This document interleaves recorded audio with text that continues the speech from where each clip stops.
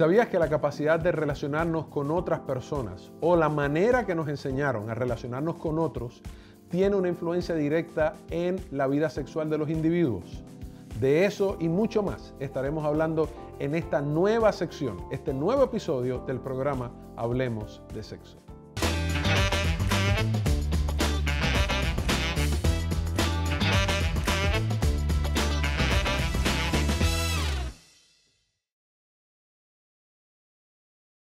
Saludos a toda nuestra audiencia de Esperanza TV que se conectan con nosotros constantemente para recibir bendición y para compartir bendición del contenido de nuestro canal en nuestras plataformas. Aquí el pastor Abdiel del Toro te saluda y estoy feliz de que estés con nosotros. Y antes de comenzar el programa de hoy, queremos enviar un saludo a toda la audiencia que tenemos en el oeste de los Estados Unidos, allá en California, en Oregon, en Washington.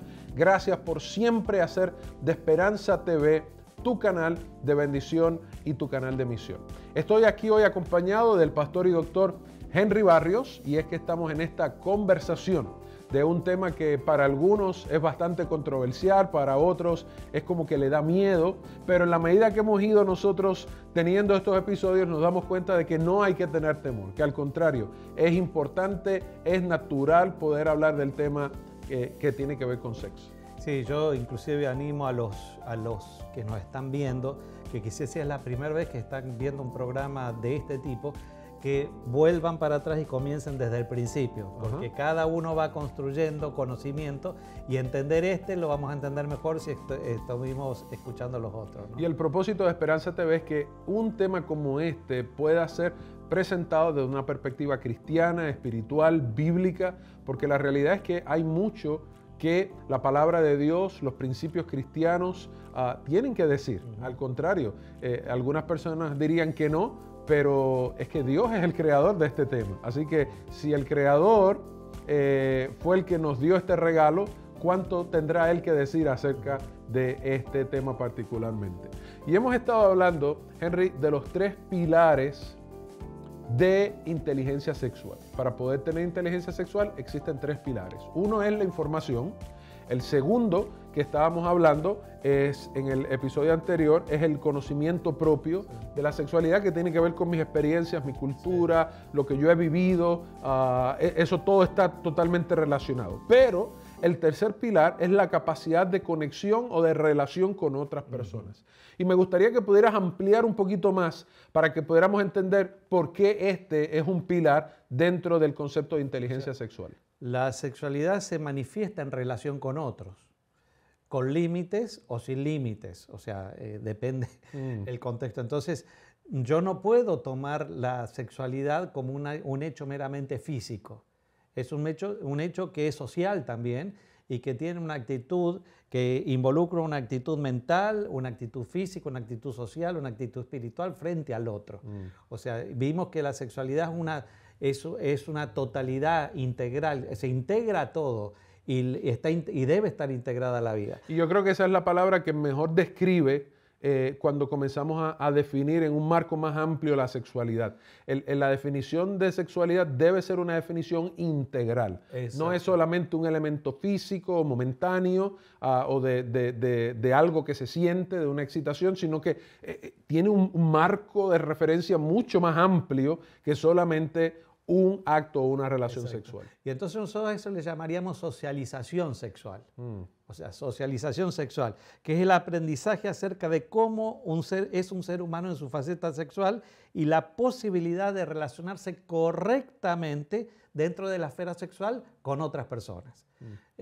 Por supuesto va a ser uno con unos, con tu esposa va a ser de otra forma. O sea, siempre voy a estar relacionado sexualmente, pero uno con límites y uno sabiendo cuál es la conducta correcta con unos y cuál es la conducta correcta con otros. Explícanos eso un poquito mejor, elabora un poco acerca de eso. Que cuando yo entiendo y tengo integrada la sexualidad en mi vida y yo me relaciono con otros, yo tengo claro el fin de mi sexualidad. ¿Para qué es lo que yo voy a hacer con ella? ¿Ok? Y también voy a saber cuál es cómo van a ser mis conductas, van a tener que ser coherentes y responsables con respecto a todos los que están a mi alrededor.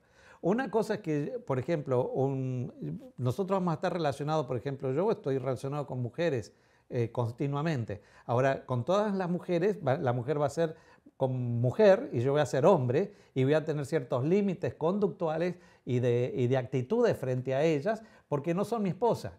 Ahora, con mi esposa yo tengo otro tipo de actitud, otro tipo desde el punto de vista sexual. Lo que tú estás diciendo es que el hecho de que nosotros seamos entes sexuales, nos relacionamos con otras personas, pero una inteligencia sexual nos hace entender los límites que debemos tener con personas que no son nuestro esposo, nuestra esposa, nuestra pareja, con quien hemos hecho un compromiso delante de Dios. Y desde el punto de vista cristiano, yo voy a tener clara cuál es la finalidad y cómo me tengo que manejar con todos. O sea, porque si no, no me puede pasar lo de David, que salga un día a la terraza, vea a una mujer desnuda e inmediatamente diga, no, ahí hay, yo puedo quizás, porque el hombre tiene una orientación visual, impactarme la belleza inmediatamente de esa mujer y la desnudez de esa mujer, pero saber que no es correcto hacerme fantasías con ella e inclusive llamarla para poder que sea mi mujer, porque es la mujer de otro. Y entonces el hecho de que yo sepa cómo comportarme hace una buena socialización sexual. O sea, yo sé cómo manejarme. Ahora, la capacidad de relacionamiento con otros, inclusive en mi vida sexual matrimonial y en mi vida sexual completa, va a tener que ver cuáles son los elementos que mi familia me dio para poder relacionarme. Para saber manejar esa relación. Aunque no sean cuestiones sexuales, impactan en mi sexualidad. Y ya vamos a ver varios ejemplos de que no necesariamente son cosas sexuales, pero esas cosas van a impactar finalmente sexualmente. Yo pienso que esto sería bueno porque esto nos va a ayudar a nosotros a tener un entendimiento más claro del por qué ciertas reacciones y del por qué ciertas tendencias o ideas que nosotros podemos tener. Porque, o problemas que podamos estar enfrentando. Sí. Porque justamente esto que estamos hablando, el hecho de no conocer ciertos límites y no entender ciertos boundaries, ¿verdad?, que nosotros necesitamos tener, puede hacer que personas vean una persona, le atrajo y automáticamente ya dicen, bueno, no, a mí me gustaría tener una relación con esta persona. Y se pierde de perspectiva todo lo demás.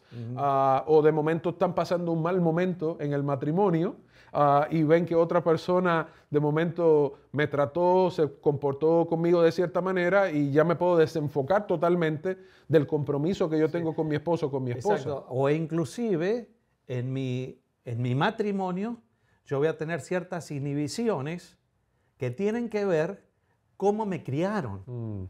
Y yo voy a tener que entenderlas porque voy a tener que superarlas para poder hacer feliz a otros sexualmente.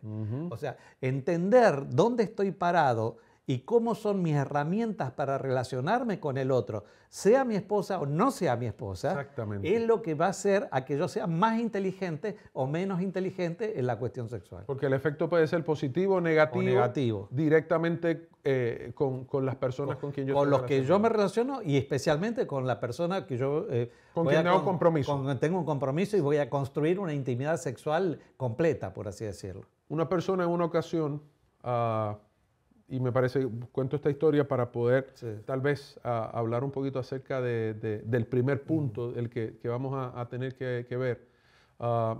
En una ocasión me dijo, a mí me cuesta hacerle expresiones de cariño a mi pareja, porque en mi casa nunca hubieron expresiones de cariño. Yo no vi nunca eso ni en mi papá ni en mi mamá. ¿Será eso uno de los factores que puede estar influenciando gente? Por ejemplo, el toque físico es uno de los factores que hacen al relacionamiento con los demás. O sea, cómo manejamos el cariño físico, de cómo me han manejado el cariño físico desde chico, cómo me han expresado el cariño. Entonces, en ese aspecto nosotros vos podés ver las familias de antes, por ejemplo, ves una foto de una familia de antes y vos vas a ver que todos están paraditos, rígidos, nadie toca a nadie. Nadie se toca. Y eran épocas donde justamente había grandes problemas con el manejo físico, no se abrazaban, de la expresión física. Si finalmente la sexualidad, la expresión máxima de intimidad sexual es una entrega totalmente física, una persona que tiene problemas con lo físico va a tener problemas con lo sexual. tarde o temprano va a tener problemas con lo Sí, sexual. va a haber una frialdad. O va a ser difícil que la persona pueda relajarse a la hora de tener una entrega completa. Una intimidad. Una intimidad completa. Y entonces nosotros, por ejemplo, tenemos familias que no se tocan, que traen inseguridad y tensión frente a las caricias. Las sexuales y las no sexuales. Las familias afectuosas pero sin roce físico, cuesta vincular el toque con el amor, porque acordémonos que no estamos hablando de toque meramente sexual, estamos hablando de cómo a vos te criaron, si te acariciaron, si te abrazaban, te levantaban, te besaban. Y entonces, después hay familias que había cariño, pero mucha angustia relacionada con el cariño, en momentos muy angustiantes. Entonces las caricias quedan vinculadas a situaciones de angustia, por así decirlo. Las familias muy pegajosas, que el contacto es sinónimo de sofocación y angustia, y las distorsionadas por abuso físico o violencia, porque vamos a decir, si en una familia el único toque físico es por castigo corporal, yo voy a asociar todo lo corporal con algo negativo. Inconscientemente. Inconscientemente. Y entonces eso finalmente... Y perdóname, igualmente, en el caso de lo que tú estás mencionando al final, si es que llegó a haber un abuso. Porque automáticamente la relación de tocar, del toque, está ligada al abuso. Entonces, esto no lo voy a querer hacer. Y inclusive, tal vez en esta hora eso puede ser hasta un momento de luz para alguien, porque de momento una pareja tal vez nos puede estar viendo, Henry, en esta hora, y dice, ese es mi problema, y por eso yo no he dejado que mi esposa me toque o que mi esposo me toque, y es porque esas relaciones inconscientes han estado ahí en mi vida. Ahí se necesita terapia, ahí se necesita terapia. Más allá de entender el propósito de Dios para o sea, acordemos que la socialización sexual me va a dar en un marco donde yo sé para qué está el sexo y por qué está el sexo. Pero estas cosas que son inconscientes, no es que dice, lo voy a acariciar a mi hijo para que sea, no. Si tengo caricias o no tengo caricias, cuando el chico va a generar finalmente una respuesta sexual de una forma u otra. Se dice que la parte física, cómo se ha tratado a los chicos, va a generar chicos seguros, ansiosos o esquivos desde el punto de vista físico, del cariño. Interesante. Y cuando sean adultos, en la parte sexual van a tener las mismas características o van a estar seguros que van a disfrutar del contacto físico, porque van a estar seguros, saben quiénes son, hacia dónde van y cómo van a utilizar la parte física, van a estar ansiosos o van a estar esquivos. Eso tiene que ver mucho con una cuestión no sexual, que es la caricia y el toque físico en una familia. En este momento, tal vez una familia que está viendo, un matrimonio que está viendo esto y tienen niños pequeños todavía, ¿qué tú pudieras aconsejarle con relación a este concepto particular? Primero, ellos tienen que ver que el padre y la madre disfrutan del contacto físico. Que ellos puedan ver a sus padres abrazarse, inclusive hacerse un jueguito por ahí que pase él y la toque a la madre, etcétera, que se rían, que haya juego, que haya un juego. Los hijos necesitan verlo en ellos. Ellos lo empiezan a ver que naturalmente en el matrimonio hay un juego que es físico. Ellos nunca van a saber qué hacen los padres, es tan malo presenciar una relación sexual de los padres, como tan malo pensar que no existe. Entonces, eso les hace ver que ellos tienen pero después viene el toque cariñoso que hace, pero es el toque, ese de los toque padres de cariño a los hijos. Del padre a los hijos, entre los hijos, etcétera, que hacen que el individuo sea un individuo que pueda expresar corporalmente su cariño y los hace sentirse que esto es natural. Y te da seguridad. Ese es un toque de amor que te da seguridad. Que no significa que vengan todos para acá, que no se vayan de al lado mío. No, eso es angustiante.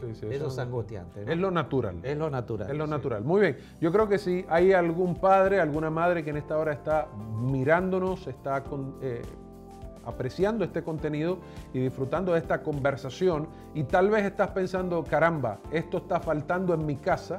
Yo quiero invitarte a que puedas tener la conversación con tu esposo, con tu esposa, y que puedan hacer de su hogar un lugar donde abrazarse, donde besarse con amor, con naturalidad, pueda ser una realidad constante para esa familia. Henry, vamos a hacer una pausa aquí y vamos a regresar porque este tema solamente comienza. Este tema solamente comienza. Así que regresamos en breve aquí en Esperanza TV.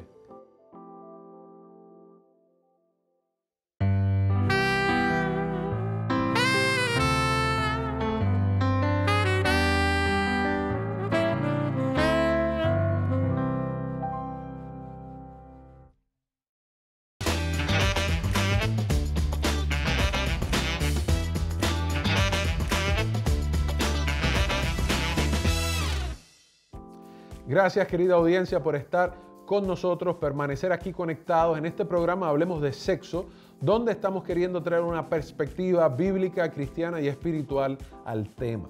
Me acompaña aquí el Dr. Barrios y venimos hablando acerca de la capacidad de conexión y relación con otros, cómo eso tiene que ver con mi identidad y con mi inteligencia sexual. Y estábamos hablando de que la capacidad de expresión física va a tener una relación muy directa en cómo va a ser esa identidad de intimidad sexual que yo voy a tener con mi pareja, en mi hogar, en mi matrimonio. Pero esa no es la única. La capacidad de expresión física no es la única. Háblame un poquito más de estas otras, por ejemplo, de estos otros factores. La capacidad de confiar.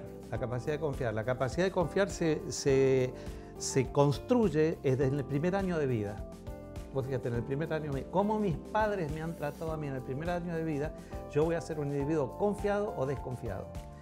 El impacto que tiene eso en un bebé. Es la primer piedra donde se construyen todas las relaciones amorosas posteriores. Wow.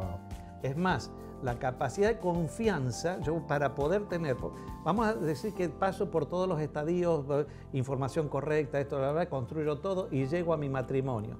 Finalmente, la entrega total, yo tengo que tener confianza. Hay un elemento de confianza. Hay un elemento en otro. Estoy hablando en relaciones de proyección, no estoy hablando de relaciones sexuales puntuales. Momentáneas, porque eso cualquiera hace cualquier cosa, pero lo que se construye, que crece y que se recrea, yo tengo que tener una capacidad de confianza, porque yo le estoy entregando todo al otro, y el otro me está entregando todo a mí.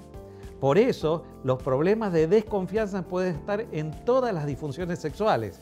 La falta de deseo sexual, la disfunción eréctil, los dolores en el coito, los problemas de orgasmo, muchas veces tienen que ver con problemas de confianza. Y eso es algo que lo construyen los padres con los hijos desde chico. Desde chico, donde el chico ve que el padre está atento a sus necesidades y está ahí para poder darle lo que necesita. Si está para darle, yo empiezo a confiar en el mundo exterior. Si el padre no lo hace, yo empiezo a desconfiar del mundo exterior y entonces me va a costar a mí pensar que siempre hay una conspiración, siempre hay algo que me van a sacar, siempre pienso que el otro... Algo me va a pasar. Algo me va a pasar, no me va a dar lo que yo necesito. Sí, no puedo confiar completamente porque no es seguro. Exacto. En cambio, cuando yo encuentro la pareja adecuada para poder tener mi sexualidad completa, que muestra la empatía y el amor evocan todos los sentimientos y la confianza en los sentimientos que yo tuve desde el principio, desde que yo era chico. Me va a ser mucho más fácil confiar. De la otra forma siempre voy a estar desconfiando y cuando hay desconfianza yo nunca voy a poder tener entrega completa. Quiere decir que si una pareja está atravesando en este momento por un proceso donde hay ciertos elementos de desconfianza, ese issue, ese problema de desconfianza necesita atenderse porque no solamente va a afectar las relaciones de la comunicación o el manejo del dinero, la crianza de los hijos, sino que va a tener un impacto directo también sobre la vida sexual. Si yo me entrego, me pueden hacer daño. ¿Te das cuenta? Entonces yo directamente estoy expectante nomás. Hago porque no sé cómo. O me resisto. Y eso produce otras tensiones que desembocan en más problemas. O estoy pensando que tienen otras intenciones conmigo, que bla, bla, bla, bla. O me van a lastimar. O me van a lastimar. O sea, pero hay otros factores también, porque podríamos hablar de esto solamente horas. Hablamos de que esta relación y capacidad de conexión con otras personas va a definir nuestra identidad y sexual, ¿verdad? ¿Cómo nosotros nos vamos a relacionar sexualmente? No, sí, son cosas no sexuales que implican una cuestión que tiene sexual. Un impacto en la vida sexual. El primero es la capacidad o la falta de capacidad de expresión física. Número 2, confianza. Sí. Número 3. Tiene que ver con la aceptación corporal. O sea, ¿quién soy yo corporalmente? O sea, aceptarme con calvito, vamos a decir. Sin, que el pelo se cae. A mí se me caiga el pelo. Sí. Y los otros no se les cae, pero a mí se me cae. Yo tengo que aceptar quién soy yo desde el punto de vista físico. El tipo de cuerpo no determina la respuesta sexual, sino la actitud que yo tengo frente al cuerpo. Y eso también va desde chiquito. Cuando a mí me hacen, por ejemplo, dice, vos sos un gordito, salí de acá. O sea, cuando yo veo que yo soy discriminado o me hablan sobre una característica específica que los demás no la tienen, o lo que me va a ser una limitante para desinhibirme, porque yo no me siento seguro con mi imagen corporal. Pero hay muchas veces, por ejemplo, también el puritanismo en su momento, que hay una tendencia que tiene un exceso de cuestión con el cuerpo, que el cuerpo no se puede ver, que no se puede esto, que no se puede... Genera también, uno va creciendo y dice, acá hay algo raro con el cuerpo. Entonces yo me inhibo porque pienso que el cuerpo tiene algo malo, que el cuerpo de por sí ya es malo. Y hay veces que inclusive nosotros le damos demasiada o sea, y no digo que no me voy a poner a normatizar nada, ¿no? Sí. Pero hay veces, por ejemplo, que yo siempre digo, hay personas que son atractivas no necesariamente por el cuerpo, sino la actitud que tienen en la vida. Porque puede ser que una persona tenga un cuerpo que no tenga, pero que tenga una actitud de seguridad y produce una atención o atracción que quizás no la produce una persona que es perfecta, vamos a decir, de acuerdo a los patrones hoy de belleza. Henry, y yo creo que esto también tiene una correlación directa con la crianza y el hogar. Es que todo esto tiene que ver con la crianza y el hogar. Por ejemplo, si tu hijo o tu hija hace actividad física y hace dice, qué bueno que haces, qué bien que te sale esto, cuánta flexibilidad que tenés, etcétera, le genera a él una confianza en quién es él corporalmente. Lo que está mencionando es que la importancia de afirmar a la persona, aceptar a la persona tal como es, le produce esa seguridad que la persona dice, ok, esto está bien, no tengo complejos, no tengo inseguridades acerca de mi cuerpo. Y vos fíjate, si hay burlas o hay comparaciones, no, este es más gordito y este más flaquito, eso me genera ciertas inseguridades. Las comparaciones. Y también los patrones culturales de belleza. Nosotros tenemos que, nuestros padres nos tendrían que ir mostrando que ellos que vos sos hermoso a pesar de que no seas como el nene de la televisión. ¿Te das cuenta? Entonces yo tengo dentro de lo que soy, yo me siento seguro.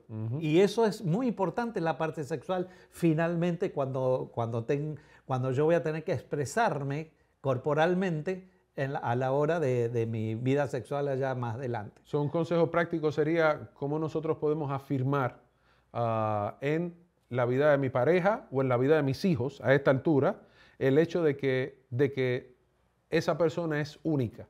Y el hecho de ser única, eso ya le garantiza y le da algo que no tiene nadie más. Exactamente. Yo soy único. Muy bien. Yo soy único. Vos fíjate, una cuestión nomás conmigo, cuando yo estaba de novio, yo tenía pelo. De paso, el pelo se cae por la testosterona, ¿no? Pero eso es otro tema. Ese es otro acá episodio. En esta zona. Otro episodio. Sí, pero yo sabía que se me iba a quedar sin cabello. Y cuando yo estoy con la actual esposa mía, ¿no? Cuando estábamos de novio, el papá de ella también no tenía pelo. Y un día me dice ella, mi papá, yo estoy tan acostumbrado a que los hombres no tengan pelo, que para mí lo normal es que no tengan pelo. Para mí eso fue desde el punto de vista, yo tenía pelo, pero sabía que no iba a tenerlo. Sí, en ese momento fue una cuestión de reafirmación. Esto va a estar bien aquí. Claro, de reafirmación. De ahí en más, fui Brad Pitt para ella. O sea, yo me sentía Brad Pitt. O sea, ¿se dan cuenta? O sea, desde esas reafirmaciones generan confianza, porque finalmente la expresión va a ser corporal, finalmente, ¿no? Henry, el elemento de la aceptación del cuerpo es bien importante, pero eso está relacionado con la autoestima. ¿Es la autoestima otro factor no sexual que afecta a la sexualidad? Totalmente, porque la autoestima tiene que ver, generalmente la autoestima va a hacer que nosotros tengamos una pobre elección en las amistades y en todo objeto de amor. Generalmente la autoestima incorrecta me lleva a ser más vulnerable a traumas sexuales o a los efectos negativos de la violencia familiar. Por eso la autoestima, ahora ya no solamente corporal, sino en todo sentido, tiene que ser la familia es la que la va construyendo. La familia es la que va construyendo la autoestima. Y en Dios la autoestima se reafirma con una autoestima correcta. Porque cuando hay amor, realmente amor, hay no solamente amor a Dios, sino amor al prójimo y amor a mí mismo. Y entonces yo voy a tener una autoestima correcta sabiendo quién soy y cuánto valgo para Dios. Por lo tanto, esa seguridad me va a dar a mí la capacidad completa para poder dar amor como Dios me da amor a mí. Una persona que tiene buena autoestima no tiene problemas con entregarse a otra persona porque sabe el valor propio que tiene. La autoestima incorrecta, el problema es que yo voy a ser generalmente vulnerable a relaciones tóxicas. Y esas relaciones tóxicas se van a manifestar también en la parte sexual. Sí, porque voy a permitir que otros me devaloricen, pero no tengo otra herramienta para enfrentar eso. Henry, además de la autoestima, hay un elemento que me parece importante. Es la aceptación del género sexual. Es terrible. Explícanos un poquito acerca de esto, cómo esto siendo un factor en la identidad de la persona. Y con esto no vamos a entrar en ningún tipo de controversia nomás, porque siempre va a haber una tensión cuando yo no me siento cómodo con quien soy, con mi sexo biológico. O sea, que eso es otro tema. Claro, pero la aceptación del género sexual es que yo me siento cómodo con la vida sexual, es necesario. Para sentirme cómodo con la vida sexual, yo tengo que sentirme cómodo con el sexo con que he nacido. Pero esto tiene que ver mucho también los roles de mi familia. Cómo se comporta mi papá, cómo se comporta mi mamá, con quién me puedo identificar. Vamos a decir, si yo soy un varoncito y mi papá es un individuo que es... maltrata a mi mamá. Es abusivo. Es abusivo. Y yo le empiezo a tener repulsión a él. Yo evidentemente no me estoy identificando con la figura masculina que hay en él. Ahora también hay otras situaciones como que con lo que se espera de que el nene y que se espera de la nena. Y entonces eso también genera tensión. Y eso nosotros tenemos que hacer que las cosas ocurran, vamos a decir, de la forma más naturalmente posible. Vamos a decir que una mamá, me acuerdo de un caso, una señora que había sido engañada por su esposo y entonces y había sufrido un gran trauma con eso. La nena desde chiquita le decía, todos los hombres son iguales, todos los hombres son iguales. Ven un par de... y se vuelven locos. Todos los hombres son iguales. Esa chica nunca tenía una identidad más femenina clara, pero nunca confió, no podía tener los hombres porque tenía una imagen del hombre distorsionada por la experiencia de la madre. Y había vivido ella el dolor, pero encima del dolor está viviendo todo el trauma no arreglado de la mamá y la convirtió a ella también una persona con un trauma. Exacto. Por eso este tipo de cosas finalmente va a repercutir finalmente en la vida sexual. Todas estas cosas son no sexuales específicamente. Hay dos cosas más. Sí. Hay dos cosas más que no quiero que terminemos sin que las mencionemos. Una es la autoridad del poder y la otra es la sociabilidad sana. Estos son factores no sexuales que impactan la sexualidad. ¿Qué nos puedes decir de estos dos? Sí, en toda familia autoritaria generalmente hay traumas sexuales posteriores o disfunciones sexuales. Generalmente los abusadores sexuales tienen que ver con familias autoritarias, donde todos son conceptos de poder. Por lo tanto, cuando yo voy... Y control. Cuando yo voy creciendo en este ambiente y yo después tengo que interaccionar con el sexo opuesto para construir una relación... Con poder y autoridad. Es quien maneja la situación. O tengo un control completo o tengo que ser sumiso completamente. No está el hecho de una sexualidad sana. Y entonces todo es en base a cuestiones de poder. Wow. Y hay muchas disfunciones en este aspecto, ¿no? Y en el de la sociabilidad sana, ¿cómo este factor no sexual impacta la sexualidad? Nosotros ahí es cuando nosotros cuando somos chicos nos aprendemos a conectar, comunicar y confiar en las personas ajenas a la familia. Entonces, y también a medida que yo voy aprendiendo a ser sociables y a también experimentar los fracasos, las victorias, etc., cuando yo llego a la adolescencia, comienzan a funcionar las hormonas, uno tiene que empezar a darse cuenta que no todo el mundo, no siempre es victoria y no siempre es fracaso. Cuando yo empiezo a saber cómo sociabilizarme y aprender del intercambio con todos los demás, no solamente en el plano sexual, sino en el otro, también cuando yo llego a tener que expresarme sexualmente, yo voy a tener una correcta dimensión de quién es el otro y quién soy yo. Y esto está estrechamente relacionado con la expresión física, la confianza, la aceptación del cuerpo, la autoestima, la aceptación y el correcto entendimiento de lo que es autoridad y poder. Así que este último de sociabilidad sana está estrechamente relacionado con todos los otros. Exactamente. Con todos los otros. Todo tiene que ver con todo. Y es por eso, si vos me decís cómo podemos sintetizar esto, que la sexualidad es un resultado también de experiencias no sexuales que yo vivo en la propia familia. Yo tengo que saber educar a mis hijos para que sean seguros en todos los ámbitos de la vida, para que eso se refleje después en la parte sexual cuando tengan que expresarse completamente. De forma sana. Entender cuándo, con quién y cómo, y correctamente y adecuado, y saber para qué existe la sexualidad. Y una entrega a Dios sincera y completa nos capacitan en el proceso de búsqueda de identidad personal, identidad sexual, identidad de pareja. Y ahí los principios bíblicos sexuales se vuelven determinantes.